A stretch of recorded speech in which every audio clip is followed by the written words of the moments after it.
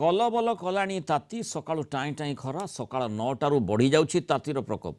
ମାଲକାନଗିରିରେ ସର୍ବୋଚ୍ଚ ତାପମାତ୍ରା 41 ଡିଗ୍ରୀ ସେଲସିୟସ୍ ରେକର୍ଡ ହୋଇଛି। 400 ତାପମାତ୍ରା 40 ଡିଗ୍ରୀ ଉପରେ ରହିଛି।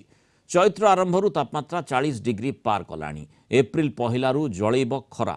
ଏପ୍ରିଲ 2 ତାରିଖ ବେଳକୁ କିଛି ସ୍ଥାନର ତାପମାତ୍ରା 42 ଡିଗ୍ରୀ ଏବଂ 3 ତାରିଖରେ କିଛି ସ୍ଥାନରେ 43 ଡିଗ୍ରୀ ପାର ନେଇ ଭୁବନେଶ୍ୱର ପାଣିପାଗ ବିଭାଗ କେନ୍ଦ୍ର ଆକଳନ କରିଛି। ଉଷ୍ମ ଓ ଆର୍ଦ୍ର ବାୟୁ ପ୍ରବାହ ଯୋଗୁଁ ତାପମାତ୍ରା ବୃଦ୍ଧି ସହ ପ୍ରବଳ ଗୁଳୁଗୁଳି ଅନୁଭୂତ ହେଉଛି। ଆଗାମୀ 4ରୁ 5 ଦିନ ମଧ୍ୟରେ ଦିନର ତାପମାତ୍ରା 2ରୁ 3 ଡିଗ୍ରୀ ବଢ଼ିବାର ସମ୍ଭାବନା ରହିଛି। ଅଧିକାଂଶ ସ୍ଥାନରେ ତାପମାତ୍ରା ସ୍ୱାଭାବିକଠୁ 3ରୁ 5 ଡିଗ୍ରୀ ଉପରେ ରହିଛି।